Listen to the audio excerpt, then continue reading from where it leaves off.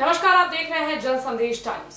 देश रुपए का विश्व गिरोत्सव मना रहा है। दिल्ली के तख्त पर आने से पहले जो मोदी जी दिल्ली के तख्त से जवाब मांग रहे थे, अब लग रहा है मोदी जी भविष्य ज्ञाता थे और वो सारे बयान उन्होंने अपने लिए दिए थे। इन बयानों को देखकर लगता है कि मोदी जी लगातार मोदी जी से जवाब मांग रहे हैं, लेकिन मोदी जी के आगे मोदी जी मौन है। देखिए तो मोदी जी कह भी रहे हैं कि मैं शासन में बैठा हूं, मुझे मालूम है रुपया इतनी तेजी से नहीं गिर सकता। ये ऐसे नहीं होता मित्रों, मैं शासन में बैठा हूं, मुझे मालूम है इस प्रकार से रुपया इतनी तेजी से गिर नहीं सकता।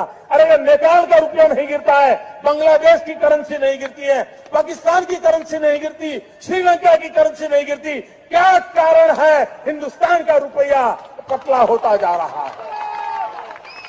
ये जवाब देना पड़ेगा आपको। देश आपसे जवाब मांग रहा है। जिस प्रकार से रुपया कमजोर होता जा रहा है, डॉलर मजबूत होता जा रहा है, विश्व व्यापार में भारत टिक नहीं पाएगा। ये मैं नहीं कह रही, मोदी जी कह रहे हैं और कारण भी बता रहे हैं क्यों गिरता जा रहा है। जिस प्रकार से डॉलर मजबूत होता जा रहा है, रुपया कमजोर होता जा रहा है, विश्व व्यापार में भारत टिक नहीं पाएगा। हमारे व्यापारी जो माल बाहर भेजते हैं, हमारे व्यापारी जो माल बाहर से लाते हैं, इस बोझ को सह नहीं पाएंगे।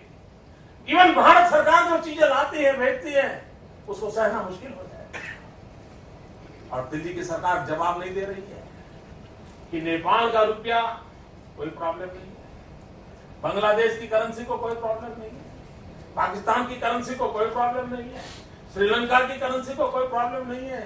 हमारे अड़ोस पड़ोस में छोटे देशों को भी डॉलर के मुकाबले में कोई नुकसान नहीं हो रहा है।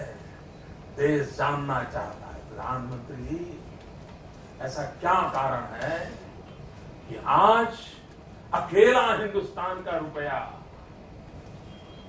डॉलर के मुकाबले गिरता ही चला गया और क्यों चला गया?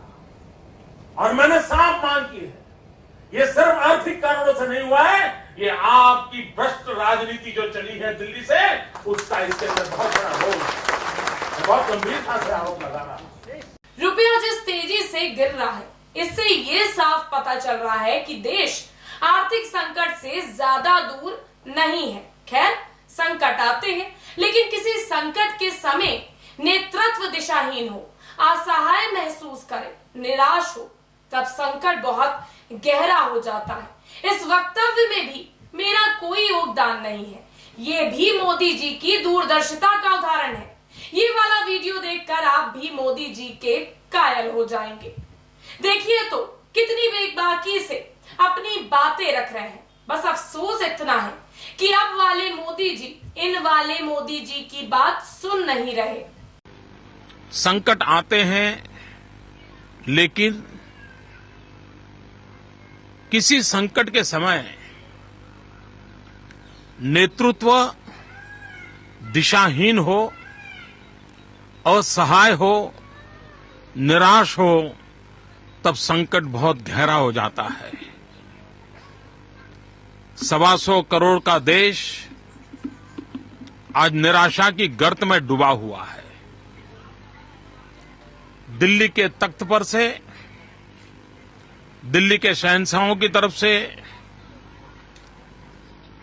आशा जगे, विश्वास पैदा हो, टूटा हुआ भरोसा फिर से पुनः प्रस्थापित हो, न ऐसी कोई सोच दिखाई देती है, न ऐसे कोई कदम दिखाई देते हैं और न ही कोई कार्य योजना दिखाई जाती है।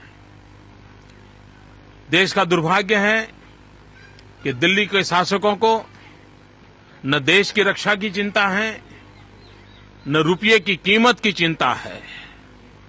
उन्हें अगर चिंता है तो कुर्सी बचाने के कार्यक्रमों की चिंता है, कुर्सी बचाने के तौर तरीके क्या हो, उसी में वो डूबे हुए हैं। और इसी के कारण आज देश के लिए वो कुछ सोच पाएंगे, डॉलर के सामने रुपया ताकत के साथ खड़ा हो, इसके लिए कोई योजना कर पाएंगे, ये तो कुछ नजर नहीं आ रहा है।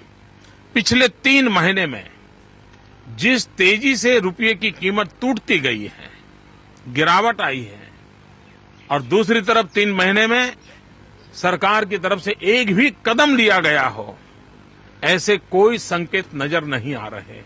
और तब जाकर के देश को चिंता होना बहुत स्वाभाविक है। और एक बार रुपया गिरता चला जा रहा हो तो दुनिया की आर्थिक शक्तियां इसका भरपूर फायदा उठाती हैं। उसको भी रोकने में दिल्ली की सरकार पूरी तरह विफल गई है। पिछले 5 साल से लगातार हम सुनते आए हैं